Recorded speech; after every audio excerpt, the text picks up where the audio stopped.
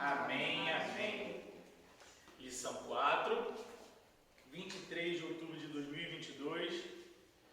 Quando se vai a glória de Deus? Textual com a igreja.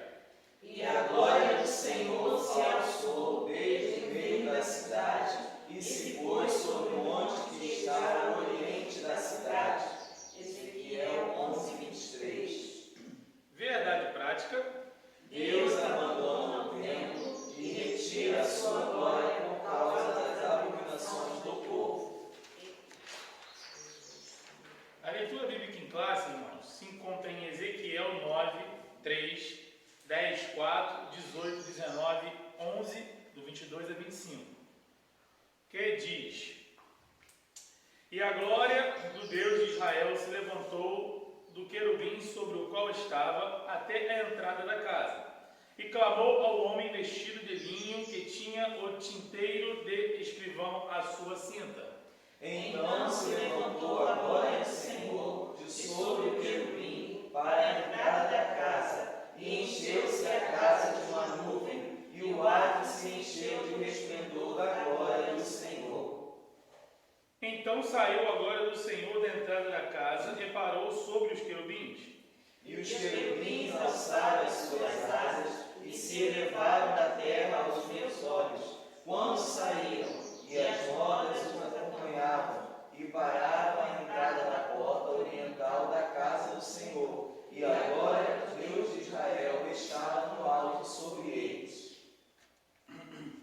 Então os querubins elevaram as suas asas e as rodas as acompanhavam, e a glória do Deus de Israel estava no alto sobre eles.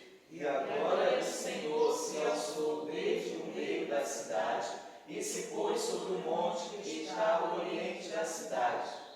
Depois o Espírito me levantou e me levou em visão à Caldeia, para os do cativeiro, e se foi de mim a visão que eu tinha visto. E falei aos do cativeiro todas as coisas que o Senhor me tinha mostrado. Rael orando. Deus bendito, nessa manhã nós adoramos, Pai amado, louvamos a Ti por esta oportunidade, Deus. Pai, nos conceda uma aula abençoada, Senhor. Pai amado, que venha a inspiração do alto, meu Senhor amado, sobre a vida do Teu Filho, Pai. Para, Deus querido, nos ensinar, para nos inspirar. Que venhamos guardar a Tua palavra no nosso coração. Esteja com a Tua glória, com a Tua presença em nosso meio, Senhor. Em nome de Jesus. Amém. Amém. Por aí sentar, boa aula a todos. Senhor, bom dia. Amém. Amém, irmãos. Bom dia, Pai do Senhor. Nós vamos falar hoje, continuando as lições, né? Nós vamos falar de um tema hoje muito, assim, importante, que é totalmente atual nos dias de hoje. Fala sobre a glória de Deus, que ela se vai. No momento em que, vou dizer assim, que Deus, ele chega ao ponto de deixar a glória dele sair. Por quê, irmãos? Primeiro, por causa do pecado que havia no meio do povo. Lembrando, Deus levanta profeta atrás de profeta, avisando o povo, falando com o povo, e o povo não dava ouvidos. E chega um momento, irmãos, a Bíblia fala que Deus, ele é amor, mas ele também é um juiz justo. Ele é fogo consumidor. E a Bíblia diz que ele se retira. Você vê que o nosso Deus, ele é tão elegante que ele se retira. Já que não tem espaço para mim, vou me retirar. E nós, como somos imagem e semelhança dele, muitas das vezes, irmãos, nós temos que pegar esses trejeitos de Deus. Às vezes, eu não sei você, a gente chega num lugar que a gente sente que não é bem recebido, e a gente já fica desconfortável, e o que a gente pega e faz? Se retira. E às vezes Deus desce, quer abençoar, quer fazer, quer acontecer, mas ele sente que não é bem recebido, o que ele faz? Pega bem, por favor. Ele vê o que ele faz? Se retira. E é por isso que agora você vê muitas pessoas que eram cheios da graça, agora está sem graça. Porque o lugar que era ocupado por Deus passou a se ocupar por outras coisas. Vamos para a introdução? quadro, na tela, se os irmãos estiverem conseguindo enxergar, porque eu devo ter que ajeitar ali vamos dizer assim, a luz, né? A glória de Deus representava o que, irmãos? A presença de Deus no templo. Quando Deus mandou Moisés construir um tabernáculo, explicou a razão dessa ordem. E me farão um santuário e habitarei no meio deles. Aqui, eu comecei com uma pergunta. O que é para você a glória? O que é a glória para nós? A glória é aquilo que a gente pula, salta, rodopia? Ou a glória é aquilo que nos sustenta? A cidade só estava de pé enquanto havia glória no templo. A cidade de Jerusalém, ela foi muito bem projetada para que a glória de Deus, o templo de Deus, ficasse aonde, irmãos? No meio da cidade. Primeiro, irmãos, para saber que quando um adversário tentava invadir a cidade, se o templo estivesse ao lado das muralhas, eles derrubariam o templo. Segundo, isso já é estratégia de guerra, irmãos. Tudo que está no meio da cidade está mais bem protegido. É por isso que nós temos, na nossa visão humana, que o coração está onde? No meio da nossa vida. Por isso que a Bíblia fala assim, ó, de tudo que tu deve guardar, guarda o teu coração. Porque dele procede o quê? Você está entendendo? Então, por que Deus, primeiro, Ele manda colocar no meio da cidade o tabernáculo lá no deserto? Aí eu botei assim, ó, glória no deserto. O tabernáculo ficava no meio do povo no deserto. Porque, irmãos, ficar no meio é sinal, Sérgio, que ele está no centro. E Deus tem que ser o centro da nossa vida. Então não adianta você querer colocar Deus meio para o lado, meio para a esquerda, meio para a direita. Irmãos, vai colocar ele em um lugar que não é dele. E o que ele vai fazer? Vai ser retirado. Então, aqui nós começamos a aprender que era um desejo de quem? De Davi fazer o tabernáculo do templo? Não. Isso era um desejo de Deus. Para habitar no meio do povo. Essa presença não era incondicional. O povo tinha o que, irmãos? Compromissos de acordo. Irmãos, determinadas empresas, quando eles fazem, uma empresa quer contratar outra para poder fazer uma obra. A empresa, quando ela vai lá, ela vai participar com outras empresas, como se fosse um leilão, e quem estiver de acordo com tudo que for pedido, ela vai e alcança a licença para poder fazer, e aí dali ela vai receber o valor. Caso ela venha descumprir algo do contrato, a empresa contratante ela pode rescindir o contrato. E aqui, trazendo para esse tipo de conversa, era mais ou menos da mesma forma. Deus lá no deserto, através de Moisés, falou, se for desse jeito, desse jeito, desse jeito, desse jeito, eu vou estar. Nós temos compromisso. Nós sempre lembramos no Código Penal Brasileiro que nós temos direitos, mas esquecemos que também temos deveres. Os direitos, eles vêm com os nossos deveres aplicados. Qual é o dever nosso cívico? Alguém sabe me dizer? Pagar os impostos? Votar. Estamos no meio de campanha eleitoral. Um outro dever cívico é respeitar o espaço do outro.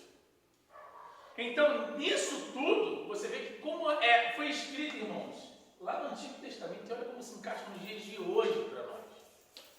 Então, você vê que tinha que ter o quê?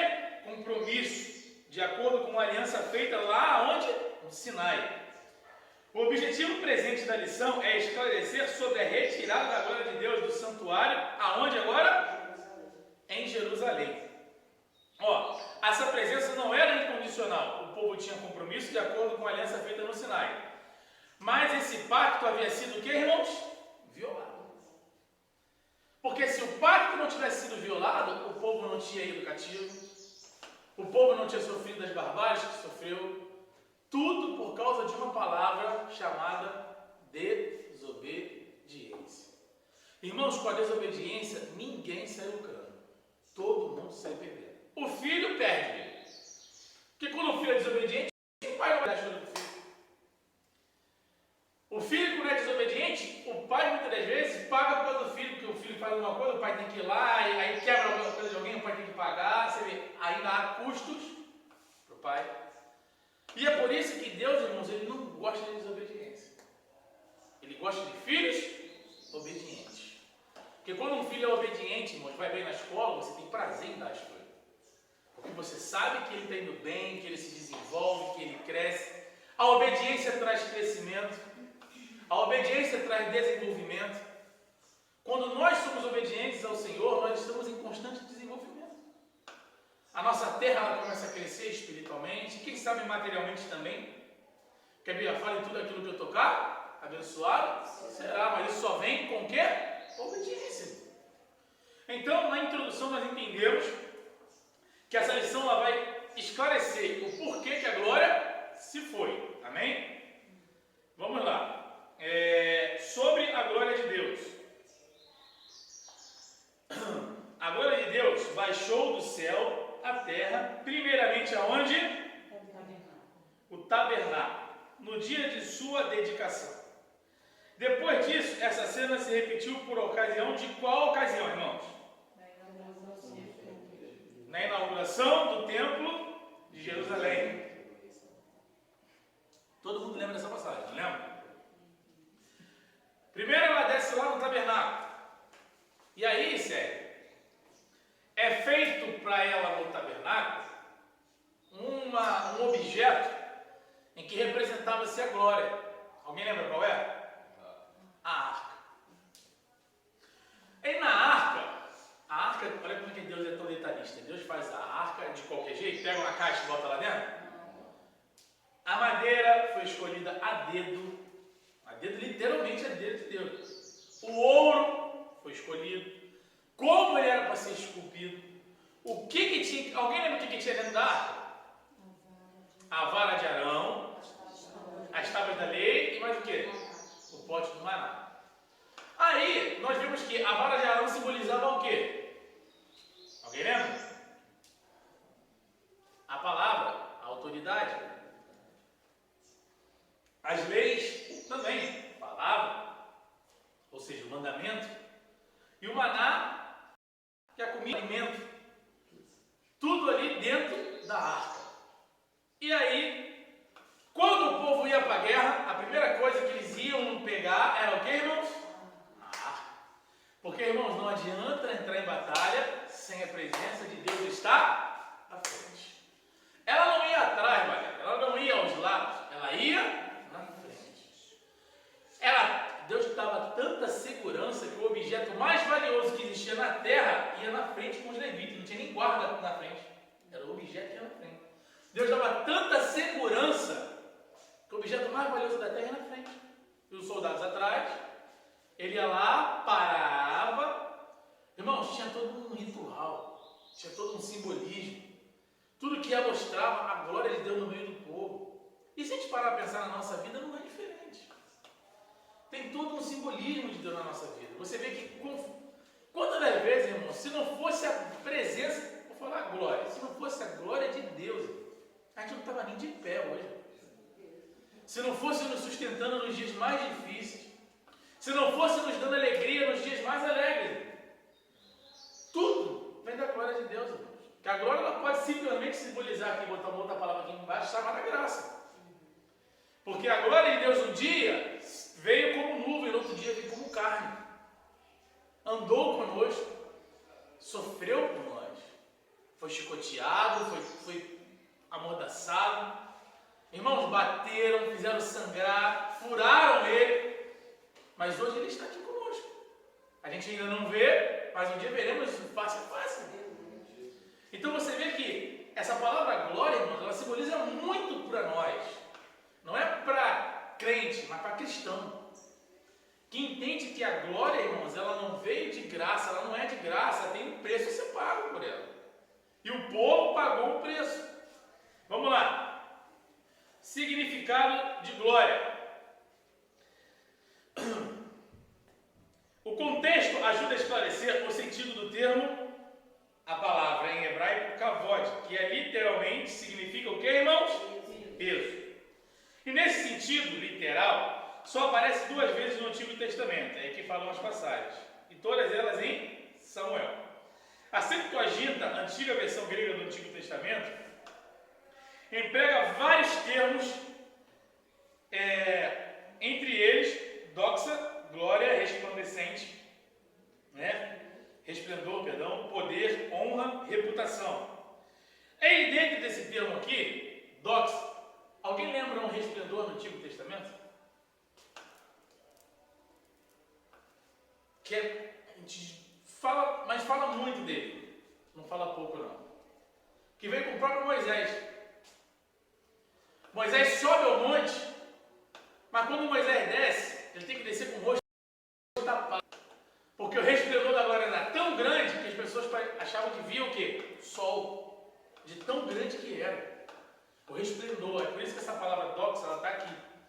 É alusão àquele momento lá atrás de Moisés. E aí vem uma outra palavra agora. Que eu acho que se fala time. Não sei, né? Valor, honra.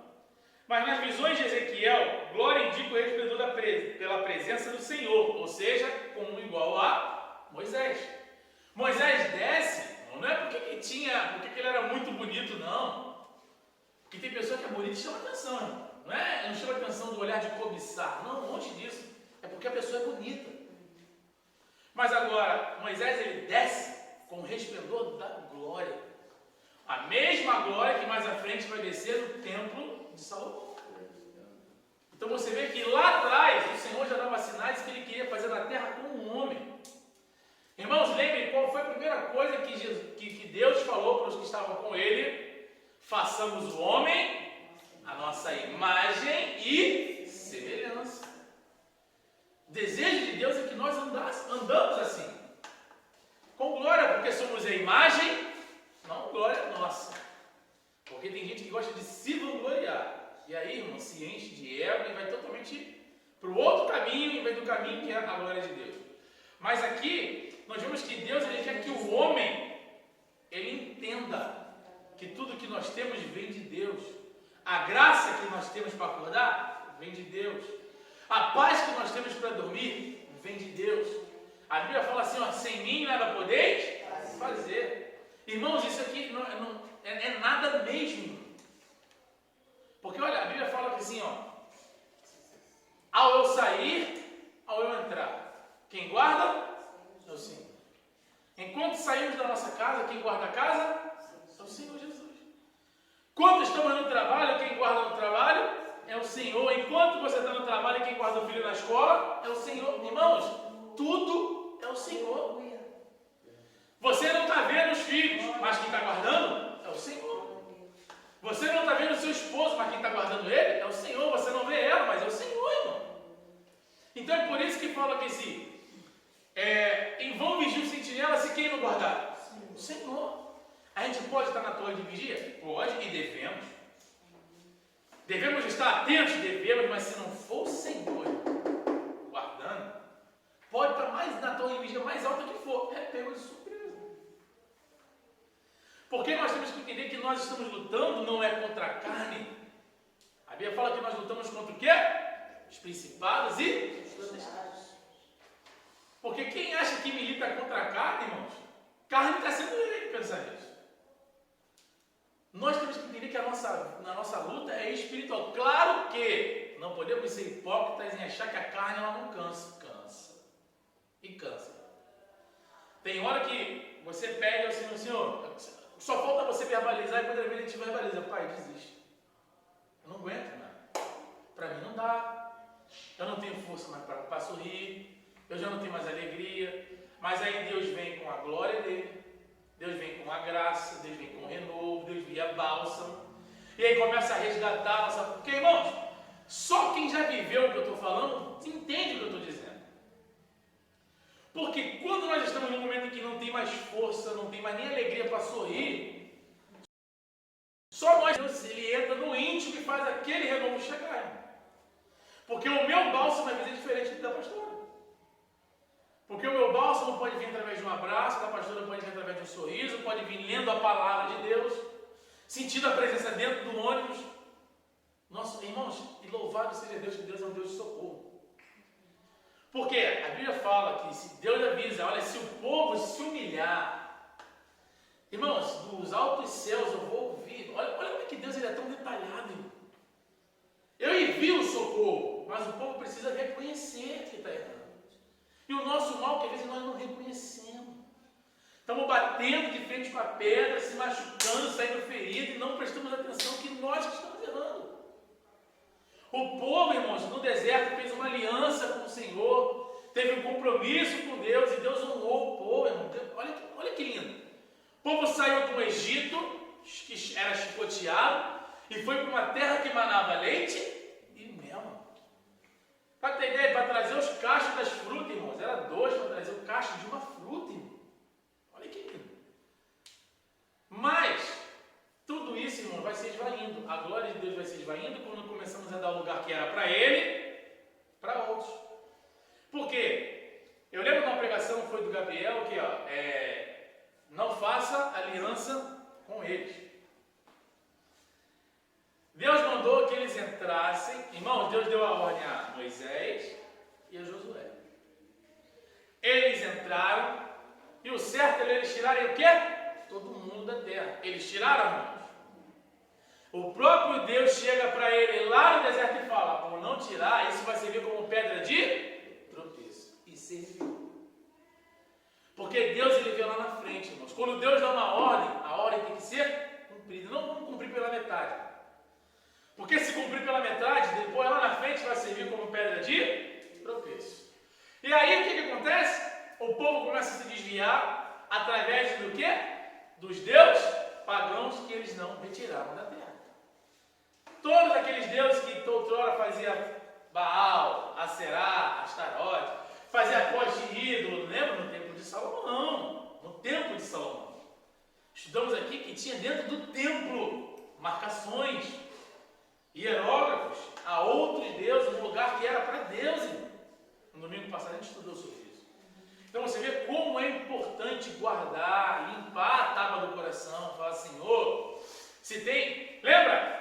O que Paulo falou? Eu trago em mim as marcas de quem? De Cristo. E muitas das vezes nós estamos chegando na presença de Deus com marcas que não são de Cristo.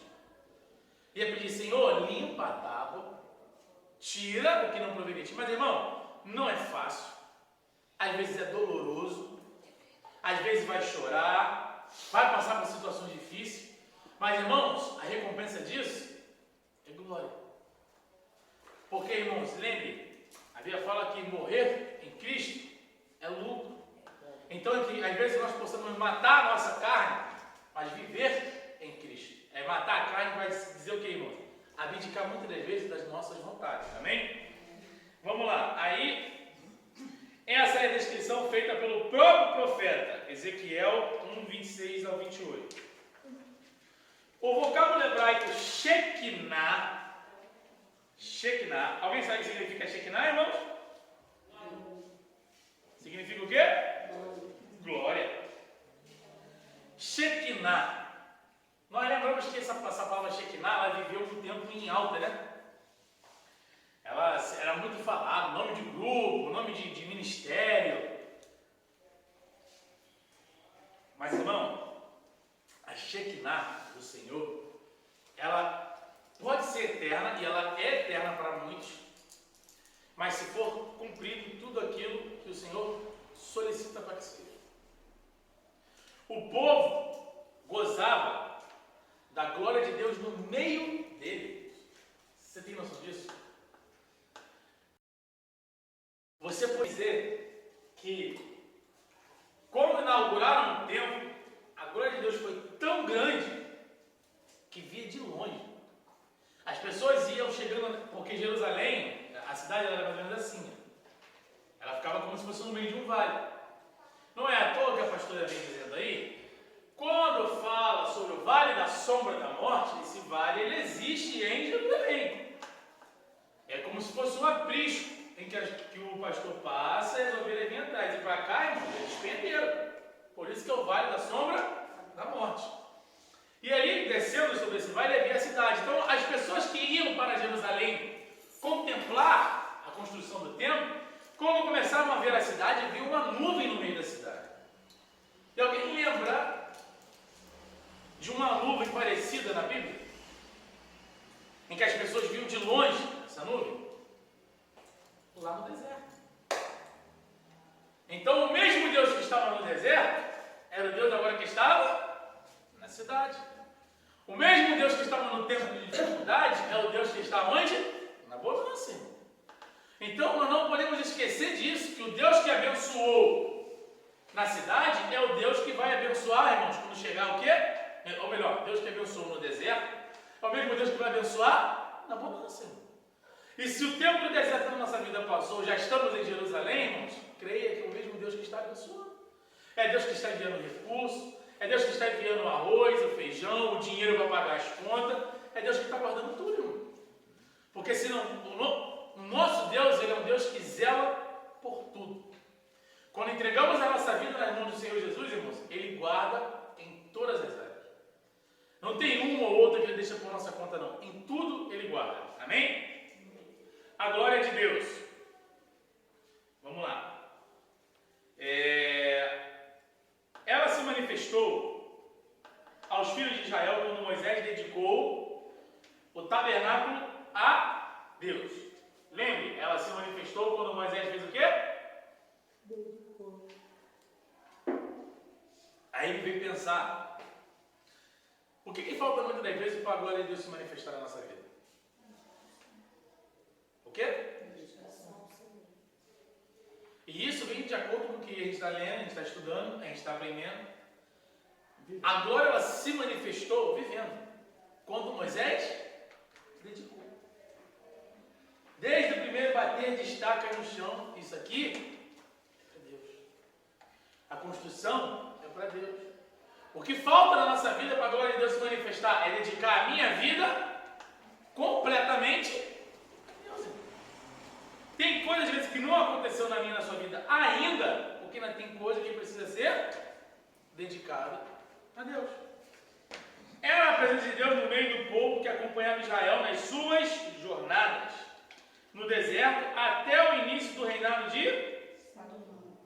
O período em que a Arca da Aliança foi transferida do tabernáculo para o templo. Só que, no meio desse período, vamos lembrar bem. Alguém lembra o que aconteceu com a presença de Deus? A presença de Deus, a Bíblia ela tem como se fosse um intertempo, né, que dá vem falando sobre a presença, e quando chega em determinada parte da Bíblia, nós vemos que a arca, ela é meio que deixada de lado. Quando chega em Davi, nós vemos, irmãos, que a arca, ela meio que foi tratada de qualquer jeito. Lembre, a arca estava na casa de um profeta. Alguém lembra qual era o profeta? Um sacerdote. Obed-edom foi depois. Abinadab não é. Quem está com o telefone aí pesquisa para mim depois, mas poder botar aí o. Estava na casa desse sacerdote durante 20 anos. Abinadab, né? 20 anos. Lembre, ele era um sacerdote. 20 anos. Aí, queriam transportar a arca, levá-la para outro lugar, e acabaram deixando ela na casa de quem? Obed-edom. Porque houve um problema no transporte da arca, porque foram transportar a arca de qualquer maneira, de qualquer jeito. Antes disso tudo, irmãos, já roubaram a arca, já fizeram uma porção de coisa com a arca. A arca foi parar no território inimigo. Colocaram a arca no meio do santuário inimigo. E o que aconteceu com aquele santuário inimigo lá, irmãos? Santuário, né, vamos dizer assim. As coisas tudo foi cair ao chão, porque nada resiste à presença de Deus. Irmão, não tem inimigo que fique de pé, vai cair.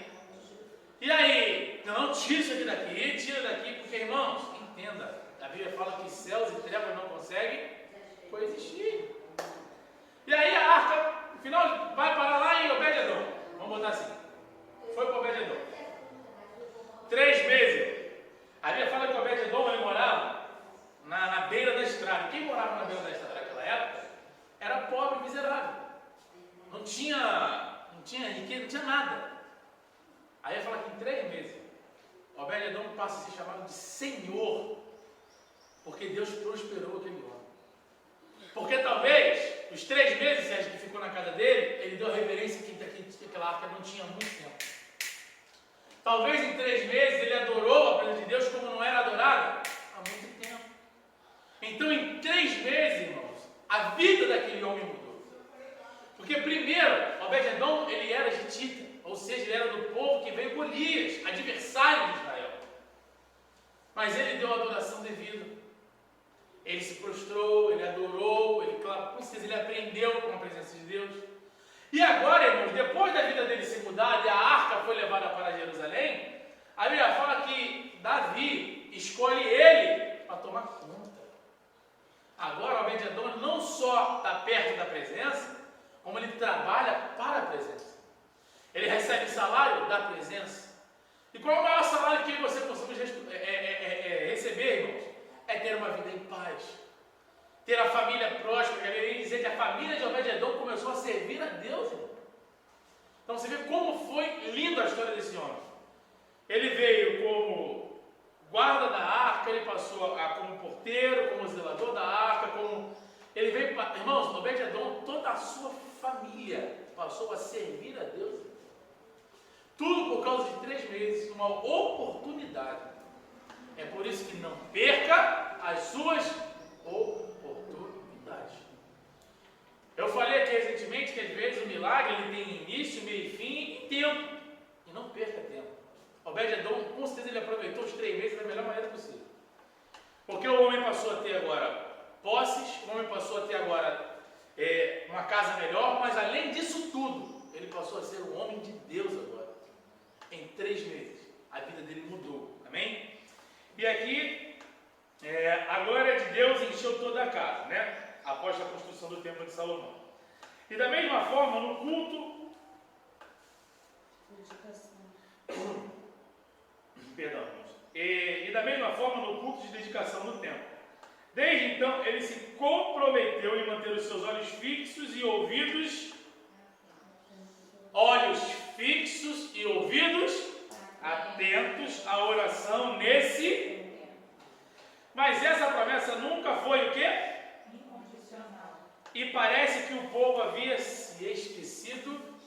Sabe por quê? Nós temos uma mania muito grande em achar que, eu sou servo de Deus. Nada acontece, porque Deus me guarda, porque Deus zela. Irmãos, Deus tem aliança com aquele que tem aliança com Ele. Então, você vê que o povo, nós somos nação escolhida, nada acontece, não, Deus permite. Deus permite, quando é escolhido, Deus permite, irmão. Deus permite, porque a primeira coisa que o povo estava, irmão, o povo estava altivo. O povo estava com tanta rebeldia, estava tão altivo que ele não queria nem mais ouvir os profetas. O próprio Jesus, irmãos, lá na frente fala que Deus ele enviou profetas, Jesus falou, Deus enviou os meus irmãos e vocês mataram. Profeta era chicoteado, era apedrejado, era degolado, matava, fazia isso tudo com homens que levavam o quê, irmãos? O alerta de Deus. Então você vê que o próprio Jesus à frente ele fala que, olha, os nossos, os seus irmãos, eles matavam. E aqui, o povo, pela altivez eu acho que os dias de hoje deve ser totalmente diferente. Porque quantos vasos dentro das igrejas estão sendo emborcados por falar a verdade? Igrejas estão querendo que sejam fechadas por pregar a verdade. Tem pessoa que às vezes é deixada de lado só porque ela não fica massageando ela na igreja. Graças a Deus aqui não tem isso. Você vê que em igrejas grandes o que mais se fala é isso, infelizmente. O cara quer pregar a verdade, quer falar a verdade, ele não fica massageando a água de ninguém, ele é deixado de lado. Porque hoje, irmãos, o povo gosta de deixar isso aqui, inflar, sabe? de que, como é gostoso ouvir que Deus vai abençoar, que Deus vai fazer, que Deus vai acontecer. E é bom mesmo ouvir, irmão. Quem não quer ouvir isso? Que Deus chega e fala, olha, eu vou abrir o mar, você vai passar, você vai ter vitória. Mas e quando Deus chama a atenção? Às vezes a gente não quer ouvir. A gente acha que lá vem ele de novo. A Bíblia nos dá respaldo em falar isso. Havia um rei que chamou outro rei para a guerra. Aí o rei, depois que fez a aliança, falou assim, vem cá, não tem profeta aí não. Aí chamou uns lá. O rei que deu mole, não orou antes, entendeu que daqueles 400 ali não tinha nenhum que era, você vem cá, não tem mais ninguém? Tem. Mas esse que tem aí só fala mal de mim, então chama ele lá. Às vezes é assim, irmão. Não tem mais nenhum profeta aí não? Não tem, mas é que ele só fala isso, só fala aquilo, mas é quem Deus está usando para falar, irmão. Aí você vê que muitas vezes os ministérios têm se esvaídos porque não deixam a palavra da verdade falar, irmão. Primeiro que a palavra ela tem que nos confrontar, porque se só for massagear, irmão, já começou, já tem coisa errada. Se a palavra ela não nos constrange, se estivermos espiritual, alguma coisa de errado tem. Porque a palavra ela tem que nos constranger. E entender que, peraí, eu sou pecador. E tem gente que lê a Bíblia, que fala que tem pecado, mas tem pecado em todo mundo, em mim não. Já está pecando, irmão. Porque ele está cometendo o pecado da mentira.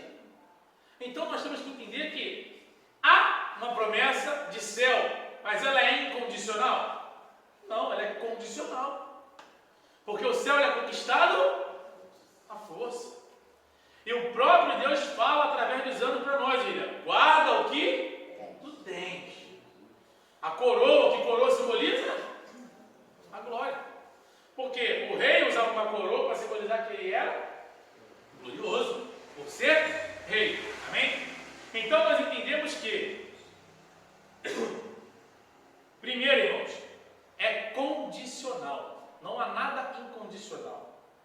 O que há de incondicional para Deus conosco, em relação vamos dizer assim, em questão de relacionamento, é o amor dele. O amor dele é tão incondicional, irmão, que ele deu o seu filho. Por amor a mim e a você. Agora, a salvação é condicional. Só vai chegar no céu, irmãos, quem lutar, irmão, vai chegar. Só vai entrar no céu, irmãos, quem guerrear mesmo. Com unhas e dentes. Porque está cada vez mais difícil de chegar ao céu, irmão. E tem gente que está achando que se não subir agora, só na segunda, irmão. Se na graça está difícil, tu imagina quando chegar a tribulação. Irmão. Eu sei que eu não vou estar mais aqui, vocês não vão estar mais aqui, mas quem ficar, irmão, quem ficar vai pagar um preço alto, irmão. Porque a Bíblia fala em Apocalipse, porque eu acho que o problema das igrejas hoje é que não lê Apocalipse, né? Que as pessoas vão desejar a morte e não vão ter. Então, irmãos, que nós possamos subir na graça. Que nós possamos entender que há uma condição. Que eu tenho que fazer por onde, irmãos, alcançar um objetivo.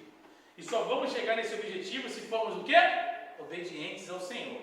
Amém? Vamos lá. Alguém quer comentar alguma coisa? Alguém tem algo para dizer?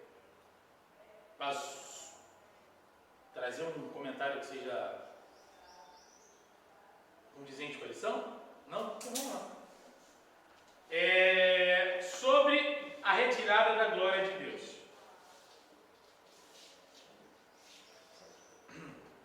Coloca ali que essa retirada aconteceu em alguns estágios. A glória se levantou do querubim sobre a arca da aliança. Passou para a entrada do templo. A glória se levantou da arca. Já é um estágio preocupante. Porque ela já estava saindo do lugar que era dela. E tudo isso aqui traz a alusão de uma pessoa que estava sentada no trono e levantou do trono. Amém? Todo mundo está entendendo o que eu estou falando? Amém. Se levantou do trono e andou até a porta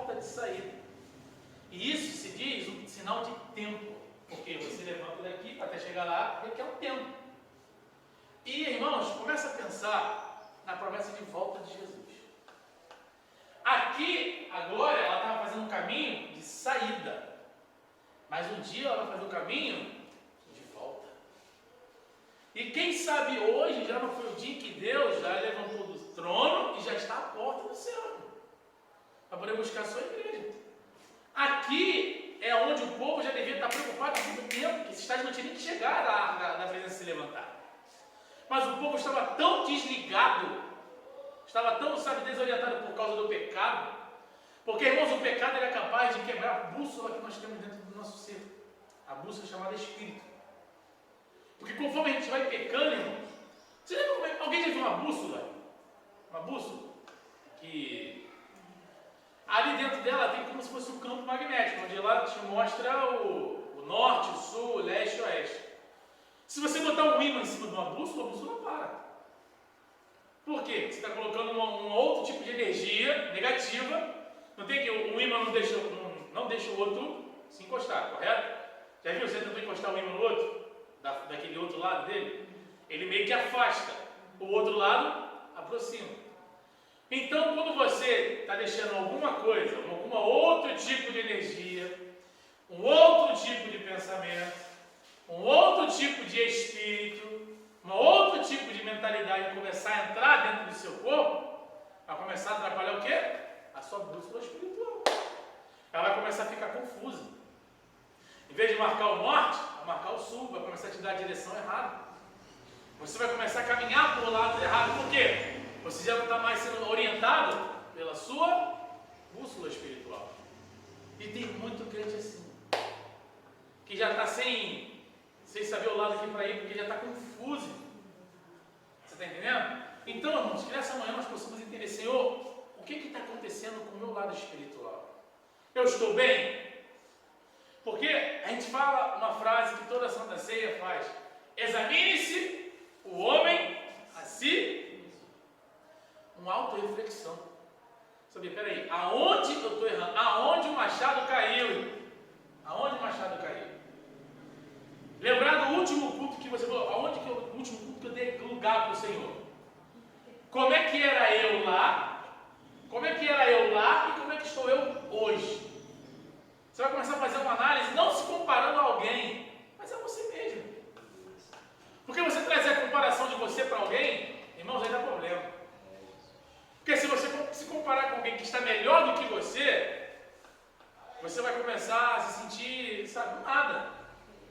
Agora, se você se comparar, Gilmar, a alguém que está pior do que você, tem que tomar cuidado, porque a altivez pode entrar. Estou bem. Então, se tiver que se comparar, se compare com si mesmo. Comece a analisar você. Lembre do teu auge, o primeiro amor, pastor. Lembra lá do primeiro amor, fala, olha como é que eu estava lá. O que eu fazia diferente lá do que eu faço agora? Então a gente vai começar a entender por onde a glória ela começou a sair. Amém? Então a glória, vamos dizer, a graça, a glória, se levantou da arca, passou para a entrada do templo, pairou sobre os querubins e aos poucos afastou-se completamente do tempo. Irmãos, olha isso. E aos poucos. Você vê que devagar, é um processo. Irmãos, às vezes, esse aos poucos, muitas vezes, simboliza o tempo de Deus, tá, irmão? Porque para nós, seres humanos, pode ser assim, rápido. Você vê que o aos poucos, pairou sobre os querubins. Os querubins ficavam onde? Alguém lembra? Em cima da? Ela pairou ali. E aos pouquinhos ela foi se esvaindo. Alguém levou um nevoeiro de manhã? Eu acho que a maioria já viu, né? Todo mundo aqui já viu. É lindo, né, irmão? Mas você já viu como é que ele vai começar a se esvair? É quando a luz do sol começa a ficar mais forte do que nevoeiro. E aí, o calor começa a fazer aquele nevoeiro se dissipar. E lembra? O sol era o que machucava, era o que feria aonde? a gente vai entender que dentro do tabernáculo, qual era o desenho que eles estavam fazendo lá dentro? Sol. Devia ter sol, cachorro, gado, devia ter uma opção de desenho aqui do Egito lá dentro. Porque, irmãos, por que eu estou afirmando isso? Vou explicar aos irmãos. A Bíblia fala que Salomão, ele faz aliança e se casa com quem? Não me lembro. Uma das primeiras pessoas que Salomão se casou? Uma princesa do Egito. Você vê que ele já, primeiro que ele já desobedece totalmente.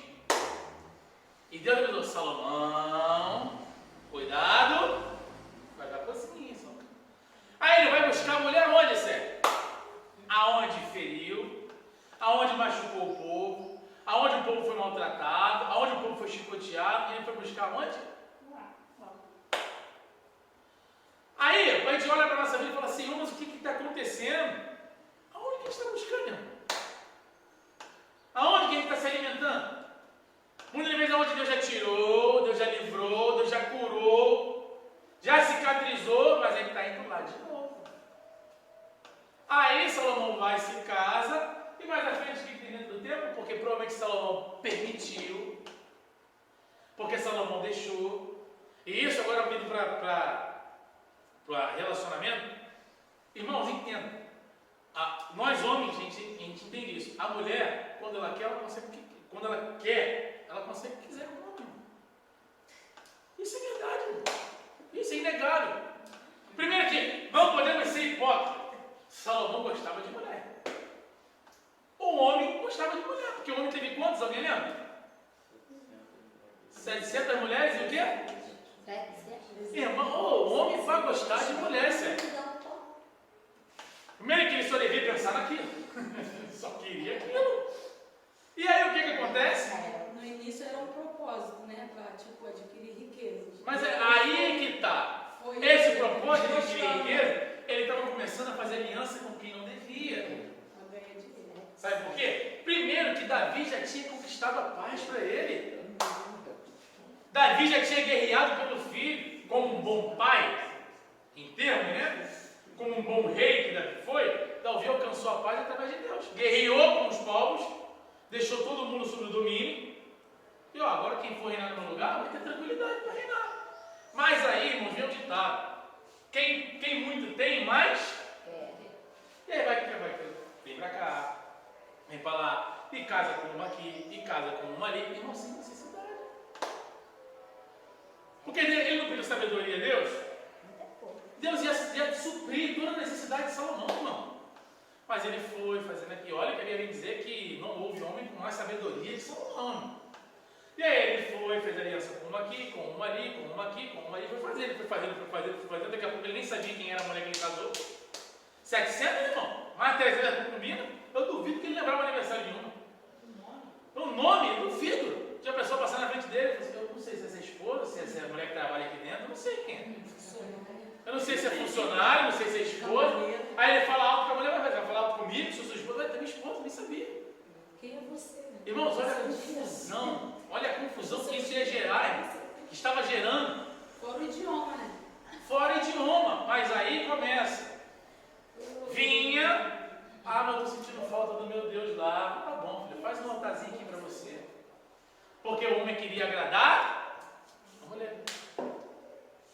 Aí, irmãos, começou o problema. E aí veio de um, de outro, de mais um, de outro. Aí uma queria vir, não, mas já tem o meu aqui, não precisa nem fazer, porque alguém chegou primeiro, já tem um aqui. Aí vinha outro, fazia outro diferente. E fazia, irmãos, e a glória de Deus? E a graça de Deus? Estava onde, Sérgio? Você está entendendo? Então, muitas das vezes, são as coisas que nós começamos a nos alimentar. São permissões. E aí começa a embolar as coisas, começa a dificultar as coisas, até a hora que a graça de Deus fala assim, opa, peraí, já não tem mais espaço. Já não tem mais lugar. Fala. Eu estava vindo agora, eu estava conversando com um moço, o senhor ele era pastor. E a gente conversando, aí ele falou assim, porque a culpa de Jacó, eu falei, mas Jacó era um 7 anos não, né? Aí ele falou assim, mas a culpa foi da mãe dele, que ela que induziu ele a roubar o irmão, não sei o que. Eu falei, mas porque ele já queria dentro dele. Porque a pessoa ela pode me induzir, pode, por exemplo, eu sou esposa do Ria.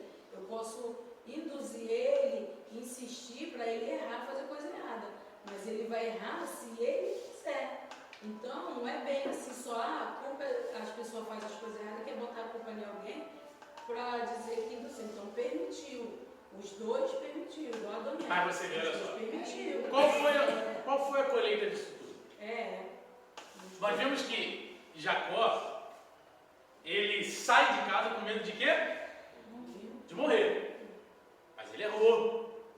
Ele errou. Os pais erraram. Porque, irmãos, vou dizer uma coisa para você, porque esse negócio de amar mais um filho do que o outro isso é um perigo. De querer estar mais com um do que o outro, deixar um mais para um lado e o outro mais com o outro, isso é um perigo, irmão. Isso traz divisão dentro do lar. E aí, ele saiu de casa e ele nunca mais viu a mãe. Porque a mãe morreu. Olha só. Pagaram o preço dos dois. A mãe nunca mais viu o filho e o filho nunca mais viu a mãe. Então, qual é o preço que nós vamos pagar, irmão? Por causa da desobediência? Por causa de querer colocar a mão no que não é nosso? De querer ter, irmãos, aquilo que Deus falou que não é teu, é do outro. Então, irmão, cuidado. Lá na empresa a gente fala muito uma frase: cuidado com o que tu pede, porque é complicado. Amém? Então, ó, por fim, a glória de Deus se pôs sobre o monte das... Nós sabemos esse propósito aqui do Monte das Oliveiras, né? Que mais à frente a glória de Deus voltou lá. Alguém lembra através de quem? De Cristo. O querubim e a nuvem. O profeta está se referindo aos dois querubins do propiciatório da Arca da Aliança. Alguém sabe o que é o propiciatório? Que é aquele negócio que a gente chama de tampa. Não quer dizer que você vai chegar em casa hoje e falar para o seu esposo: filho, pega para mim o propiciatório da panela. É a tampa, tá? Mas se alguém quiser falar, pode falar, irmão, pode trazer ela. Chega lá, nesse traga o propiciatório da panela aqui, por favor. Ou seja, a tampa. Perdão, aqui o propiciatório da Arca da Aliança. Ou as quatro criaturas da visão inaugural do capítulo 1. Qualquer que seja a interpretação, a verdade é que isso indica a retirada da presença de Deus. Essa nuvem está associada à presença pessoal de Javé durante a peregrinação do deserto, no tabernáculo, permanentemente desde a inauguração do tabernáculo. E finalmente no templo. Essa presença divina atingiu seu clímax com a manifestação de quem? E aí lê para mim esse versículo aí. O Verbo se fez carne e habitou entre nós, e vimos a sua glória como a glória do unigênito do Pai, cheio de graça e de verdade. Olha que lindo. Ó, começa dizendo: e o Verbo se fez carne. E aí a palavra verbo, irmãos, é muito lindo, porque a gente, se for pegar na língua portuguesa, conjuga o verbo aí da palavra fazer. Eu faço, faz, nós, ele faz, ela faz, nós fazemos. E aí como é que Deus falou? Façamos e fazemos, é a mesma. Está entendendo? Então você vê que o verbo se fez carne e habitou entre nós e vimos a sua glória. Vamos lá, a mesma glória que resplandeceu o rosto de Moisés. Como a glória do unigênito do Pai, cheio do quê? Do que nós vivemos hoje? De graça, Espírito e de verdade. Por que fala sempre sobre verdade? Tá? Ele falou isso? Primeiro, irmãos, próprio Jesus falava isso muito. Ele falava como, Valéria? De verdade, em verdade, eu vos digo. Por que disso, irmãos? Isso é um detalhe interessante.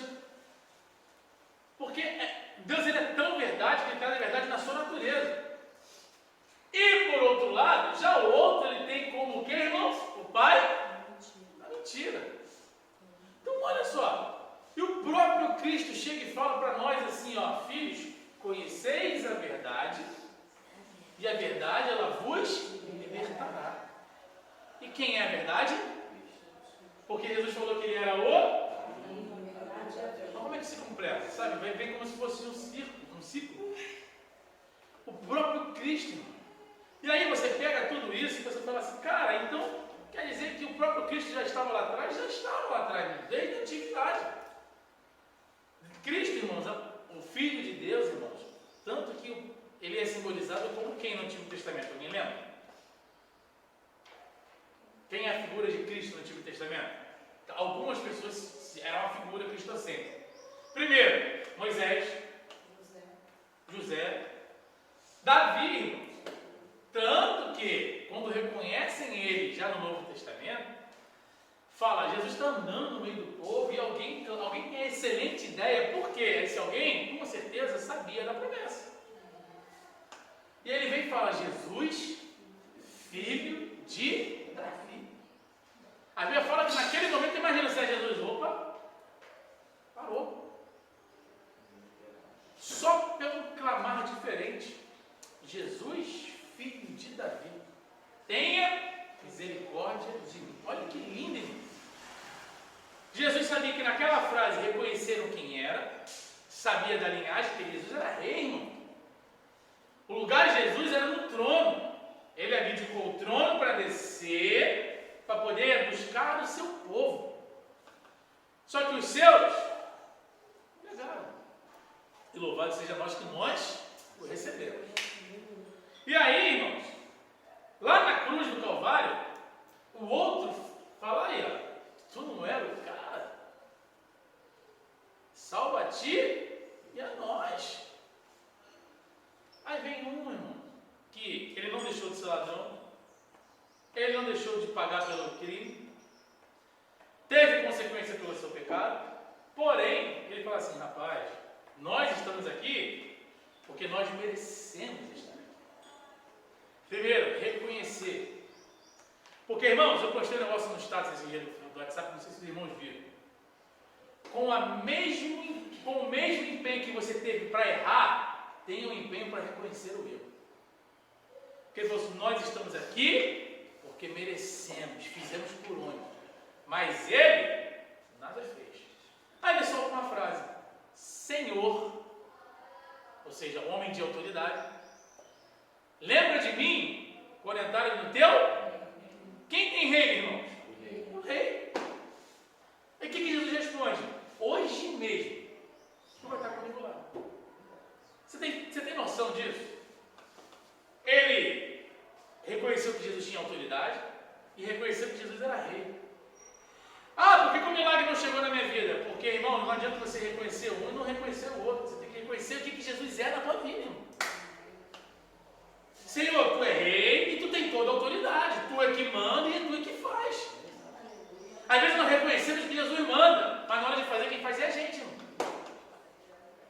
Aí a gente diz, Senhor, deu errado, Deus, e agora? Tu não deixou eu fazer, foi tu que fez. Mas se a gente reconhecer que é Jesus que manda e é Ele que faz, irmão, aí milagre chega, irmão. Aí porta água onde não tem porta.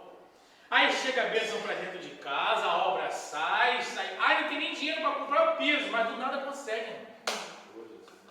Irmãos, eu lembro quando eu estava para casar com a Larissa, a gente colocou no caderno algumas coisas que a gente queria. Eu vou falar aqui em números, mas números assim que só para simbolizar. Eu lembro que eu queria uma geladeira, que na época a geladeira para mim era inalcançável. Eu falei, poxa, eu quero tanto que eu botei a geladeira lá, olha. Aí então, tanto trabalhando, passou-se 1 mês, 2 meses, estou falando assim, tempo, mas assim, eu não lembro o tempo exato, estou falando com os irmãos. E está se passando os dias. E aí foi um belíssimo dia que a Larissa teve a ideia de entrar na internet. Aí não tem aqueles anúncios que aparecem na internet de vez em quando, aí apareceu a geladeira. Aí ela entrou lá no site da Americanas, não sei, vou botar assim. Aí a geladeira, vou botar em números, irmão, de 500 estava 190.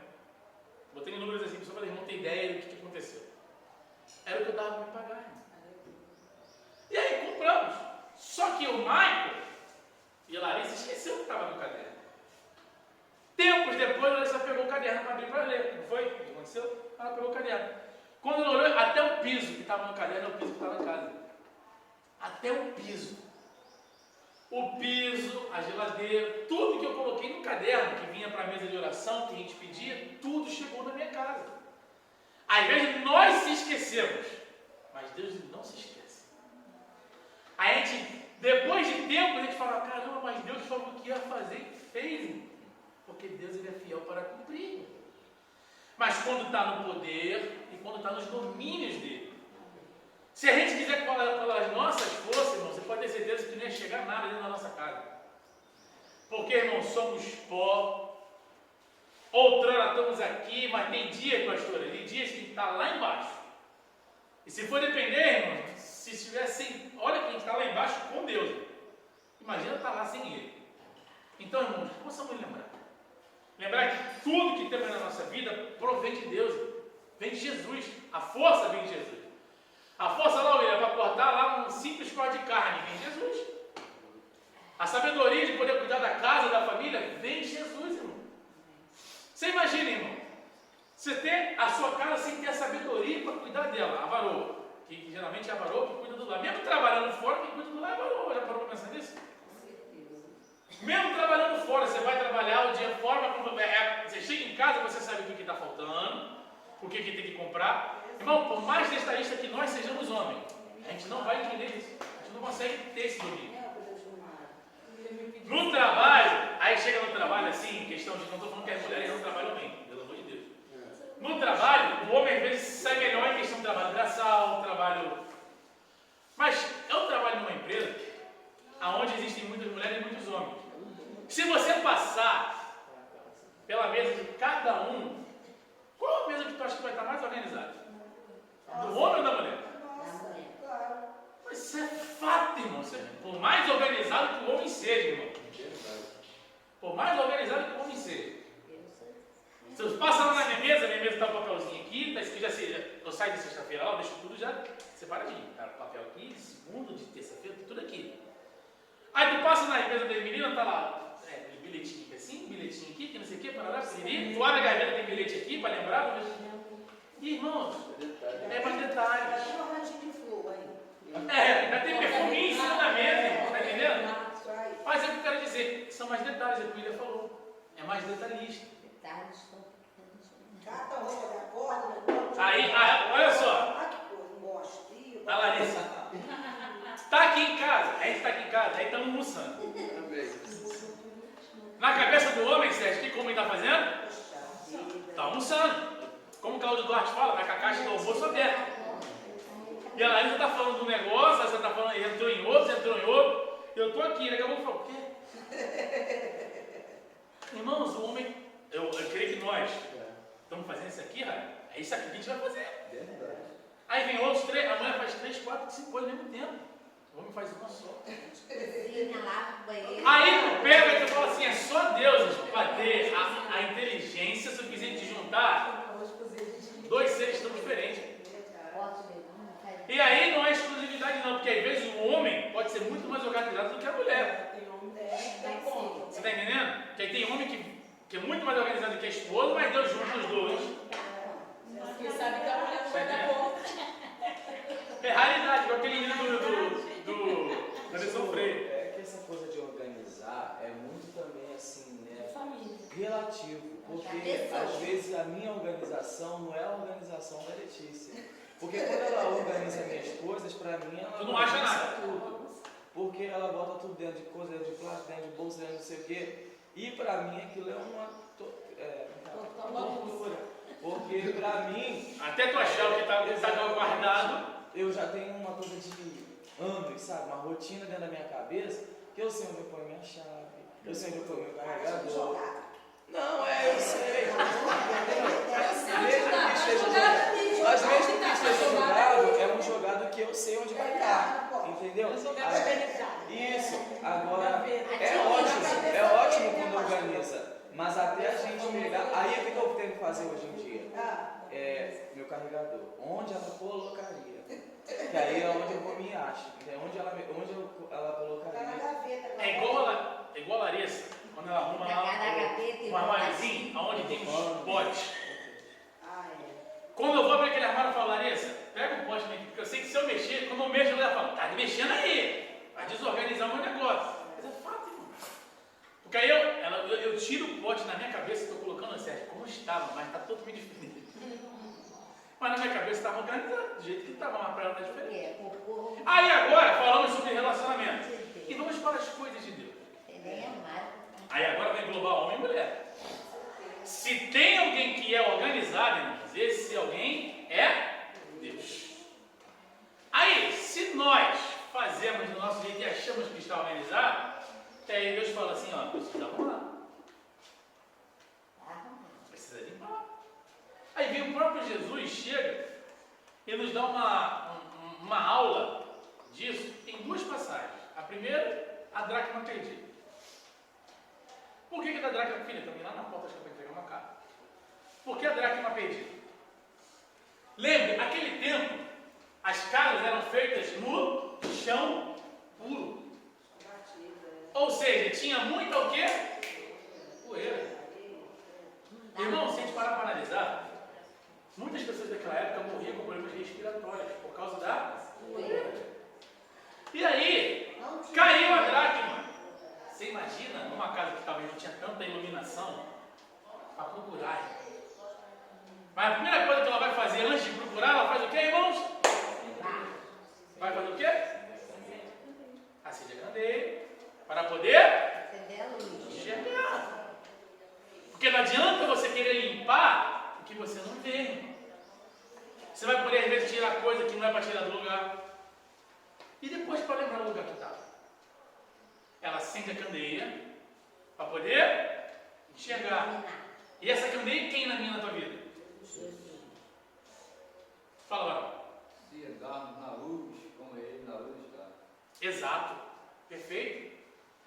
Acendemos a luz, que a luz é Ele. E aí, conforme acendemos a luz, fica visível os erros. Mas às vezes não queremos que os nossos erros fiquem visíveis. Aí é que está o problema. É por isso que eu falo, o que é luz para o nosso caminho? É a tua palavra. E por isso que eu falo que a palavra tem que nos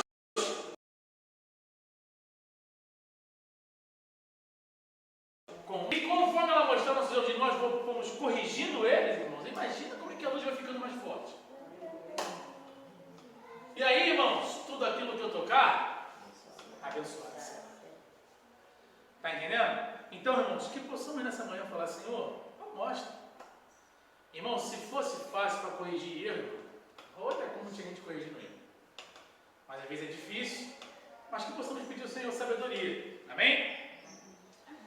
A retirada da presença de Deus. A glória de Javé pairou sobre os querubins e aos poucos afastou-se completamente do templo. O profeta contempla essa glória se levantando da porta e se movendo para a carruagem ou trono, né? Carruagem e trono, que estava parada para descer em cima dos querubins. Nessa visão, Ezequiel acompanha a glória de Deus flutuando sobre os querubins e vê a carruagem divina se mover para a porta principal do templo para a sua partida definitiva. A saída da glória de Deus representa a retirada da sua. Com isso se aproxima a destruição do. Essa casa foi destruída pelos caldeus em 517 a.C. E esses caldeus aqui, alguém lembra quem é?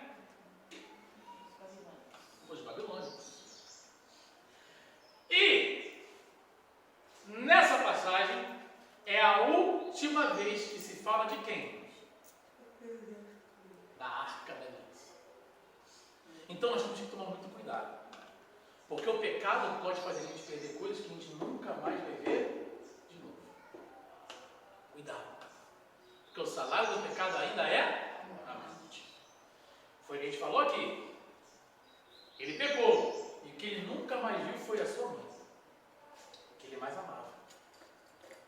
Então, irmãos, cuidado. Cuidado, não flerte com o pecado. Porque tem pessoas que flertam com o pecado, se divertem com o pecado. Irmãos, cuidado. Porque, irmãos, o pecado mata. E ó, às vezes é de pouco a pouco e às vezes é assim. Porque a gente fala, não tem pecadinho, não tem pecadão. Correto? Não tem pecado. Mas o que vai ser plantado com isso, cuidado com o que vai ser plantado. Porque aqui nós vemos que o templo, que era um orgulho nacional, quem vivia em Israel, lá do outro lado, tinha orgulho. Quem vivia no meio da cidade tinha orgulho. Todo mundo tinha orgulho do quê? Do templo. Porque tinha muitas riquezas, tinha muito isso, tinha muito aquilo. Mas às vezes as pessoas, por último, lembravam que a graça estava lá dentro. Lembravam de tudo que tinha de material. Mas se esquecia que o que mais importante estava lá dentro, que era a glória de Deus. E aí a glória sai, é a última vez que se fala na Arca da Aliança, ninguém sabe onde está. E o templo vai ao chão. Templo de Salomão. E aí quando o povo vai cativo pelos caldeus, aí o diabo ainda zomba. Fala, cadê aqueles hinos que vocês cantavam? Cadê aquela felicidade que vocês traziam no rosto? Porque o diabo ele é sujo, irmão. Ele vem da afronta, sabendo que o povo está sendo massacrado, derrotado. Muitas pessoas morreram, irmão. A gente às vezes lembra dos que saíram em cativo, mas muitos morreram. E aí, cadê os hinos que vocês falavam? Aí muitos pegavam as harpas, irmãos. O que nós faziam com as harpas? Porque eles se lembravam do templo como lugar de adoração. E se o templo se foi, a adoração se foi. Então não deixe que o inimigo derruba o seu templo interior. Porque ele veio para... Alguém lembra por que ele veio? Matar, roubar e destruir. Amém? Vamos lá. Eu parei aonde agora? Por fim, né? No fim, a glória de Deus se pôs sobre o Monte das Oliveiras. A presença de Deus no templo era privilégio de Israel. Não exigia responsabilidade de modo que mas isso exigia responsabilidade de modo que a glória de Deus não podia habitar como o quê? Mas a casa de Deus era profanada com práticas pagãs, mas o que estudamos na lição passada. Ezequiel viu a glória de Deus partindo do templo para o Monte das Oliveiras. Dali ascendeu ao céu. Aí eu vou lembrar de uma passagem em que Jesus está com os discípulos, conversando com os discípulos, a Bíblia fala que do céu surgiram o quê? Alguém lembra? Alguém lembra essa passagem? Em Atos 3? Eu acho que é Atos 3, não é isso? Atos 2, uma coisa assim. Em que eles estão conversando e surge nos altos céus, acho que se eu não me engano, 2 homens de branco. É Atos, essa passagem. 2 homens de branco. Aí ele vem dizer que com seus olhos fitos, ou seja, olhando para o céu, Jesus ascendeu ao céu. E os homens perguntam aos discípulos: varões de Galileus, por que vocês estão atônitos assim? O mesmo Jesus que vocês estão vendo subir em glória, um dia ele voltará para buscar. Então há uma promessa, Sérgio, feita para nós. Que o mesmo Jesus que nós vimos subir ao céu, ele vai voltar, irmão. Vocês estão me ouvindo? O mesmo Jesus que subiu, ele vai voltar, igreja. Ele vai voltar. E aí, irmãos, nós temos que estar atentos. Quem tem ouvidos, ouça. Porque eles estavam ali, irmãos, eles viram cada milagre. Eles viram Moisés e Elias. E depois que eles viram dois anjos no céu, eles ficaram, caramba, agora. Você imagina? Os caras viram opção de milagre. Multiplicação disso, multiplicação daquilo. Viram o milagre de Jesus, irmão. Voltar à vida. E agora tem 2 anjos no céu que estão assim, atônitos. Porque, irmãos, tudo que Deus faz, ele surpreende. E aí os anjos estão ali, e Jesus ele vai, ó,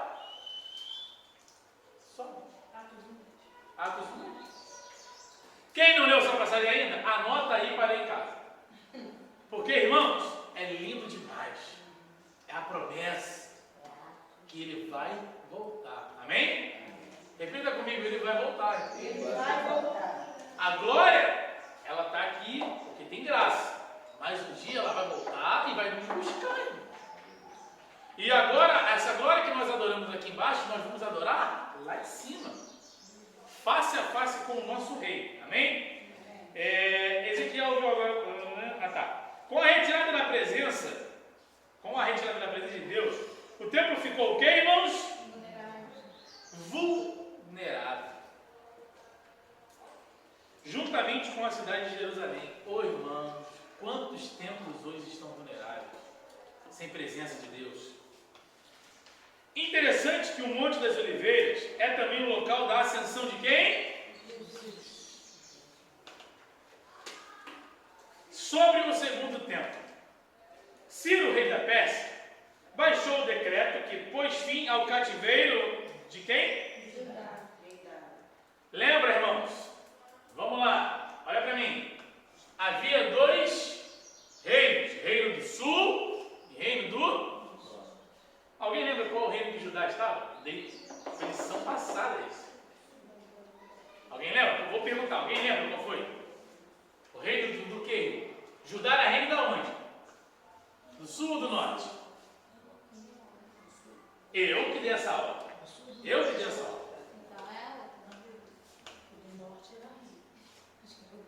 Todos os dois errados. Não, mas tinha Todos os fazia reis. mais coisa errada, acho que era do norte. O reino do sul, de Judá, Jerusalém, estava ali situado, era o reino onde duas tribos ficaram. A tribo de e Benjamim. E as outras 10 tribos ficaram com o reino do norte. E aqui, quando o rei Ciro, ele está libertando o povo que ficou da tribo de Judá e tribo de Benjamim. Porque mais à frente, o reino do norte ele também é assolado agora pelos assírios. E eles ficam cativos. Foi na primeira lição, primeira ou segunda lição desse trimestre que a gente falou sobre isso. E pouco tempo depois partiu de Babilônia a primeira leva de judeus de volta para... No seu decreto de libertação, o rei inclui a reconstrução de quê, irmãos? Lembra, o rei estava sendo usado por quem? Por Deus. O segundo templo, conhecido como o Templo de Zorobabel, foi inaugurado no 6º ano do rei, que corresponde ao ano 516 a.C. Não é uma construção com a mesma dimensão e beleza. Abra para mim aí, quem está com a Bíblia, em Ageu, claro que a gente vai falar dele. Ageu 2:3, que corresponde a... não era uma construção com a mesma dimensão e beleza arquitetônica da primeira casa. Não dava para comparar com o templo de Salomão. Deixa a pastora abrir ali, Ageu 2:3. Eu acho que alguns sabem de cor, Isso. Quem há entre vós que tendo ficado, viu esta casa na primeira glória, e como a vedes agora, não é esta como nada aos vossos olhos, comparada com aquela? Por que Ageu fala isso? Primeiro, quem está vindo agora, olha só, a geração que foi para o cativeiro era uma. Aí eles chegaram lá, falaram para os filhos, lá tinha um templo de Salomão, o templo era isso, o templo era aquilo, o templo era Parará, era Piriri. Aí agora vem uma outra geração, porque eles morreram. 70 anos se passaram. Alguns podem ter voltado? Pode, não sei, né? Voltaram. Quando eles voltaram, já começaram a falar, caramba, e agora? O templo, e isso, e aquilo, vamos construir, mas como é que a gente vai fazer? Aí, a gente, usado por Deus, falou, cara, mas quem dentre vós contemplou a primeira? Podia ter ouro? Podia. Podia ter panos riquíssimos? Tinha esses panos de linhos finos.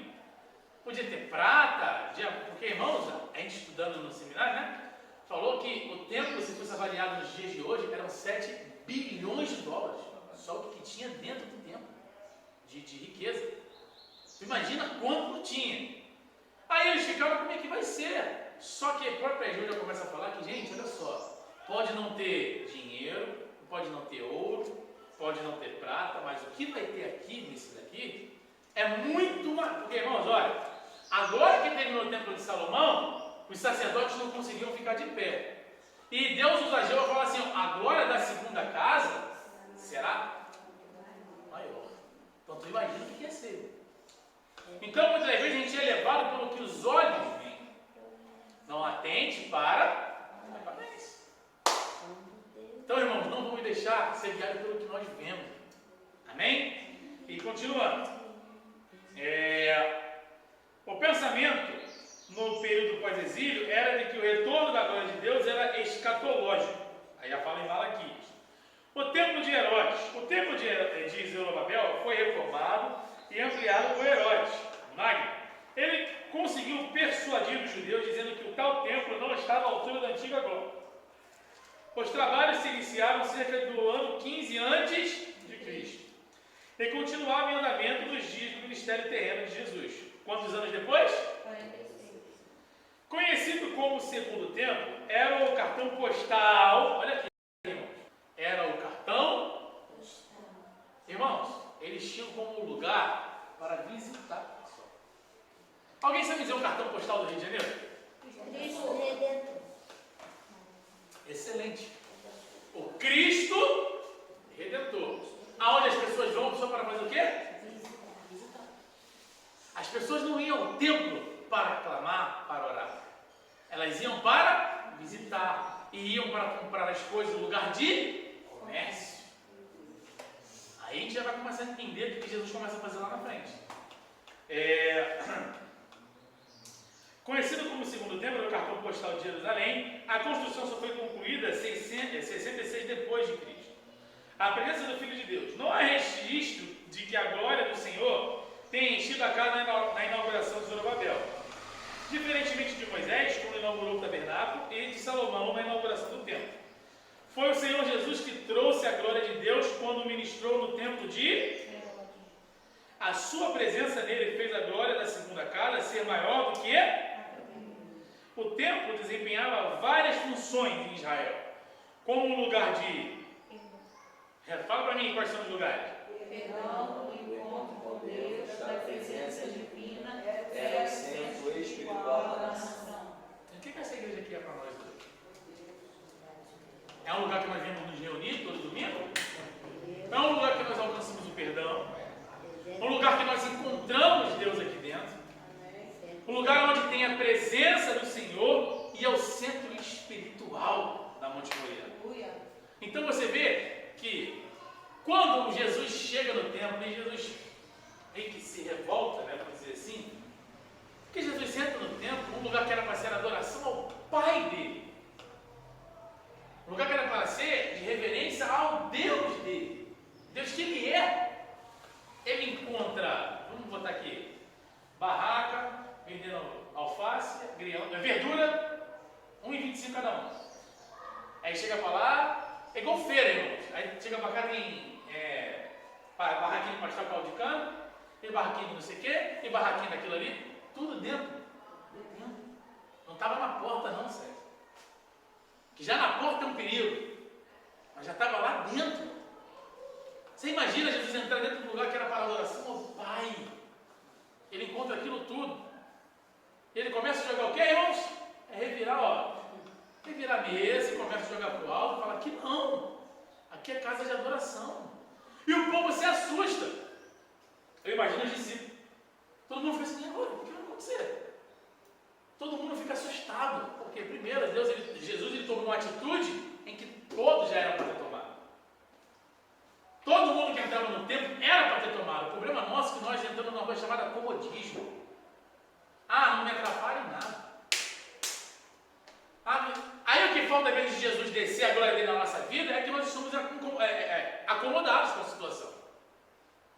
A gente não está, sabe? Porque tem hora, irmãos, que não vou falar surtar, mas tem hora que a gente tem que, sabe, tomar um choque de realidade. Acordar para a vida. Sabe? Revirar a mesa, falar assim: está tudo errado, vamos botar as coisas no lugar. Daí vem a glória de Deus e desce. Aí foi como aconteceu que a glória da segunda casa seria maior do que a primeira. Porque outrora a glória ela descia como nuvem, agora ela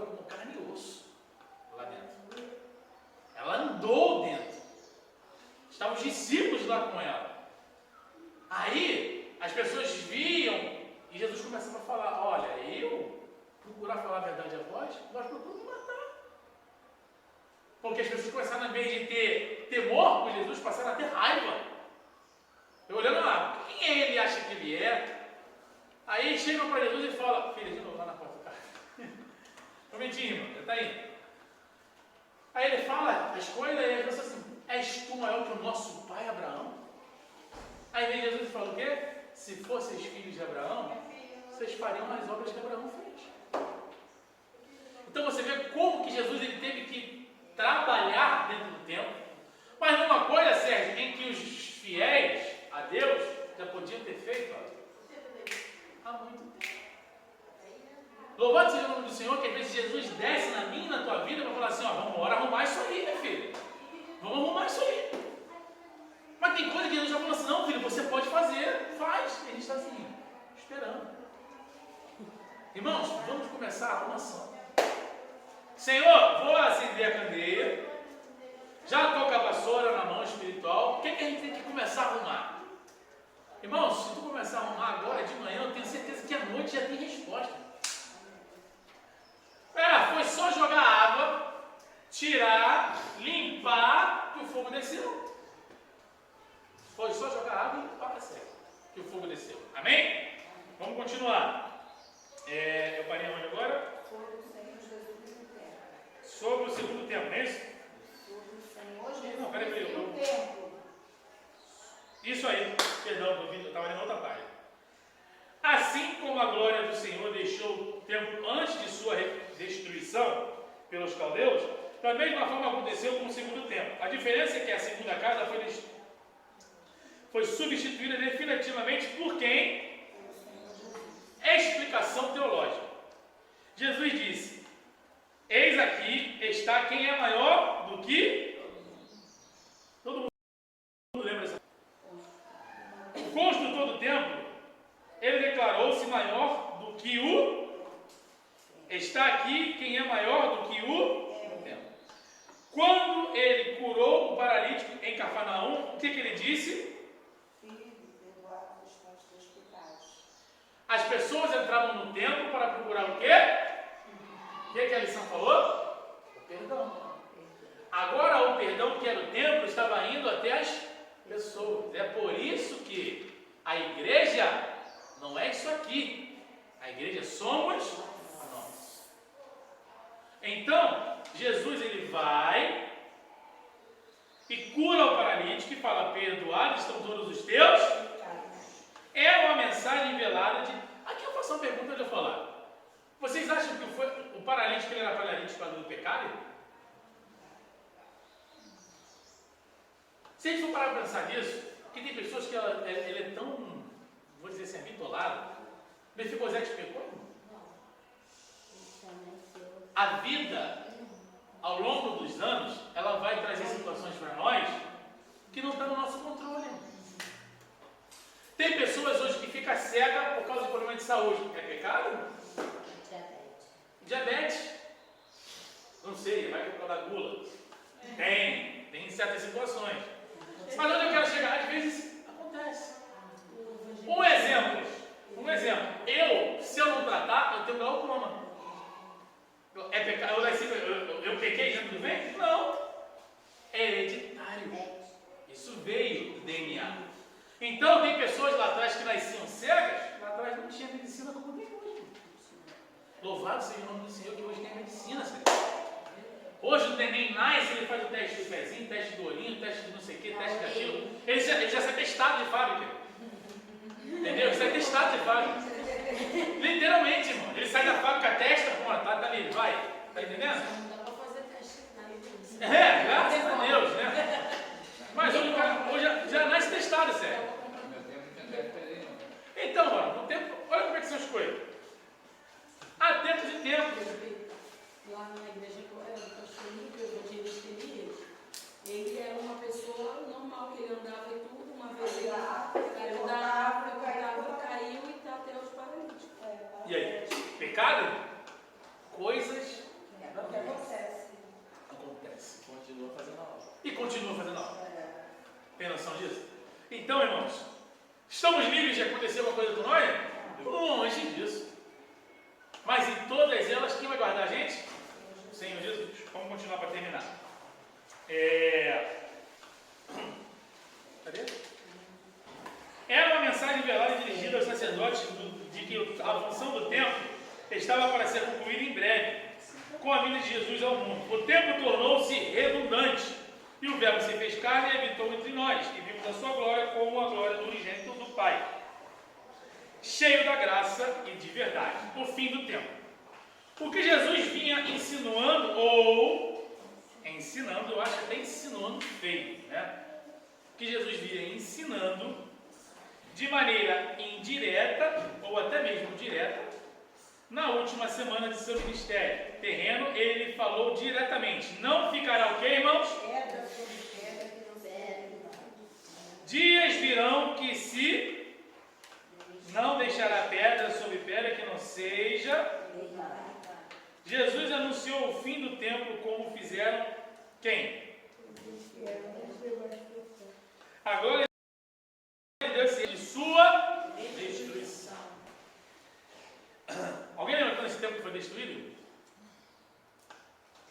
Jesus está lá na cruz do Calvário e ele fala o que, irmãos? Está? Aí a primeira coisa dentro do templo que acontece, quem lembra? O véu, o que separava já não? Eu pensei justamente nesse item, irmão. O véu que separava já não separava. Louvado seja Deus. O véu que separava eu e você, Maria, eu e você, Sérgio, eu e você, Luciano, não separa mais. Agora nós temos acesso ao Pai. Glória a Deus. Tem noção disso? Aí, irmãos, o templo caiu, se desfez, porque agora aquele templo que era material tornou-se imaterial. E o imaterial tornou-se tangível. Olha que maravilhoso. Tangível, porque eu e você podemos ter, Sérgio. Eu tenho um passaporte para entrar no templo, você também tem. E um dia nós vamos usar. Como esse dia vai chegar, hein? Nós vamos usar o nosso passaporte. Somos cidadãos celestiais. Só vai chegar um momento, sabe do que? Foi o que a Gilmar acabou de fazer ali, ó. Mas quando você vai viajar, você passa por um órgão que ele tem que fazer o quê, ó? Irmãos, o dia do carimbo vai chegar. Quem vai carimbar agora não é o homem, é Jesus falando assim, ó, vinde benditos de meu Pai. Irmãos, vai chegar esse dia onde a dor não vai fazer mais efeito. Aonde, irmãos, o choro não vai ter mais efeito.